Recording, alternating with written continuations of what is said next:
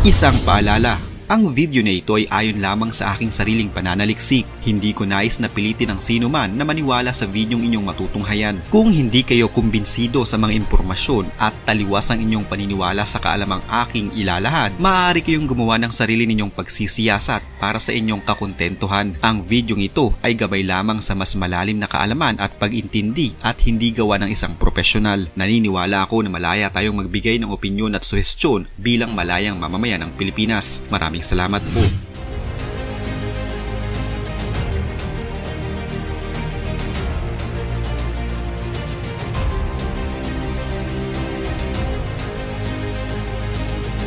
May tuturing na pangunahing isyung kinakaharap ng ating bansa ay ang sektor pangkalusugan nito.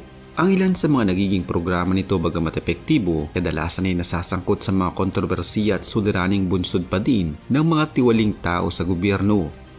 Kaya sa huli, mga mamamayan pa din ng Pilipinas ang nagiging pinakaapektado na dahil sa sobrang mahal magpa-ospital, mas pinipili na lamang nila na umasa sa mga dahon-dahon at alternatibong klase ng panggagamot. Kung sa Palawan ay may kulungan na walang pader at sa Batanes ay may tindahan na walang bantay, sa South Cotabato may ospital silang walang cashier dahil libre lahat ang kanilang serbisyo mula gamot hanggang pagkain. Sa dinami-rami ng mga kababayan nating nahihirapan sa pagbabayad ng kanilang mga bill sa ospital, may isang ospital pala sa Pilipinas na hindi nangangailangan ng cashier dahil libre lamang ang kanilang serbisyo sa kanilang mga pasyente. Mahirap paniwalaan pero totoong meron pala talaga nito. Kung nais nyo malaman kung saan ito, magpatuloy na tayo sa ating video. Lahat din po sir, kahit 1 milyon yung bill ng pasyente sir. Kahit 1 milyon yung bill ng pasyente sir. Pero paano nga ba ito naging posible at paano itong naisakatuparan ng namumuno sa South Cotabato?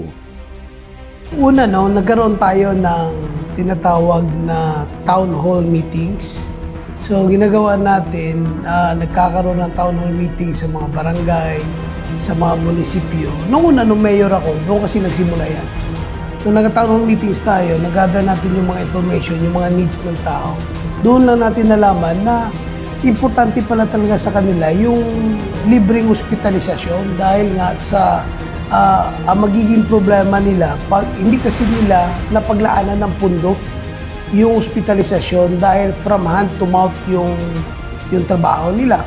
So pag naglaan pa sila ng pera sa hospitalisasyon, malaking kabawasan yun sa kanila. So halos yun yung mga reklamo ng tao, kaya nakapag-desisyon tayo na kailangan talaga gawa ng paraan. So it's an output from a town hall meeting na ito yung kailangan namin, sabi ng taong bayan. Ito yung kailangan namin, yan yung ginagawa natin ng solusyon. Marami na sa mga taga-South Cotabato ang nararanasan na ang libreng serbisyo ng ospital na ito pero madami pa din ang nagtatanong na baka scripted lamang umano ito at parte lamang ng pakulo ng leader ng syudad para sa nalalapit na eleksyon. Pero maliwanag pa sa sikat ng araw na totoo talaga ito at pinatutunayan ito ng mga taong sa ospital mismo nagtatrabaho. As an OIC, ito po ang sa no billing, no bill balance. Usually started nung umupo po si Governor Tamayo na sinabi niya noon sa speech niya na bakit hindi natin gawing no billing para sa mga mahihirap. Actually, napakaswerte po ng mga constituents ng South Cotabato. Not only South Cotabato but neighboring provinces such as yung sa Sultan Kudarat. Kasi minsan dito rin sila pumupunta for their hospitalization. For parang private na scheme, yung mga pasyente will have to shell out of pocket for the doctor's fees. Ngayon, libre lahat. Actually, as a doctor's fees, libre lahat. Yung bayad sa surgery, actually malaki yun. Libre pa rin lahat. And what is good, we are well compensated because yung PhilHealth share, so malaki din yung PhilHealth share. So happy kami dyan. Cumulative effort. And of course, yung trust nila sa vision ng ating governor with regard to no bill or zero balance or zero bill hospitalization. During COVID times, kahit yung ilang buwan na nakastay ang patient sa South Cotabato Provincial Hospital, wala po talagang billing. So kahit po umabot ng 1 million, so na-amaze din po yung mga friends namin na nalaman nila na Wala palang billing talaga sa South Cotabato Provincial Hospital. Kahit na yung mga vehicular accidents, usually, aside from the free hospitalization, free ang doktor nila, kahit po stainless talagang binibigay ni Governor para sa mga pasyente po. Kahit piso po, wala po kaming binabayaran dito. At libre pa po yung pag-travel ng pasyente pag umuwi. May hinahatid po ng ambulance sa Tupi or kung saan man na pupunta na mga uuwian ng pasyente. Kahit umano piso ay walang binabayaran sa naturang ospital, maging ang pag-uwi ng kanilang mga pasyente at paghahatid sa mga ito ay libre lang din. Pagpasok pa lang sa ospital ay bubungad na sa iyo ang mga windows na kung saan ipoproseso ang lahat ng mga dokumentong kailangan ng pasyente nito. Hindi man ganon kamoderno ang naturang ospital, halos kumpleto naman ito sa pangunahing pasilidad na kinakailangan ng mga pasyente upang matugunan ang kanilang pangailangang medikal. Marami ang nagsasabi na sana'y magkaroon ng ganito ang bawat probinsya sa Pilipinas bilang solusyon sa mas lalo pang nagpapahirap sa suliranin sa mga Pinoy.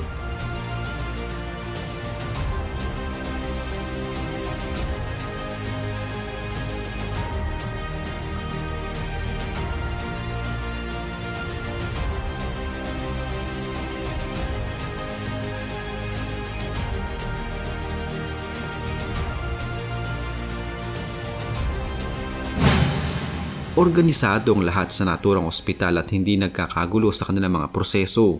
Ang naturang ospital ay kayang mag-accommodate ng hanggang 400 pasyente ayon mismo sa pamunuan nito.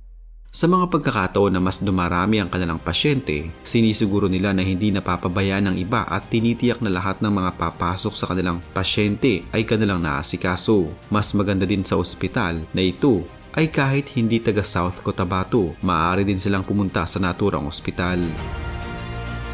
Tinatayang nasa 1 hektarya ang lawak ng sakop ng naturang ospital, subalit sa kasalukuyan ay nagpapatayo ito ng 4 na story building para magsilbing extension ng ospital. Ang ospital din na ito ay may pinakaunang dialysis center sa South Cotabato. Ito yung una sa South Cotabato. Meron panibagong dialysis center sa Nurala District Hospital. Opo. Part pa rin po siya ng South Cotabato. Sa ngayon po, meron po tayong 10 hemodialysis machine. Bale, yung 8 pong machine po natin ngayon nakalaan po sa mga outpatient natin. Ito po yung mga patients na on a regular basis na po. So, bali, twice a week po sila pumupunta dito. And then, the remaining 2 po na machine is intended po para sa mga inpatients natin or mga admitted patients. Okay, ma'am. Ay, yung ambulansya po, yung ambulance service po natin. Yes po, libre po. Tapos may kasama pa po yung nurse, yung tinatawag po natin ambulance nurse. Opo. Meron po kasing mga ibang facilities na kunyari, maghahatid po ng mga pasyente. Tapos kapag may makasamang nurse, dapat po yung nurse na sumasama, kailangan po bayaran, mga ganun po. So sa atin po, libre din po. Wow. So wala po sila. Naka-assign na Na nurse po. Ang galing naman. Kadalis ng ambulansya, Opo. meron kasamang nurse.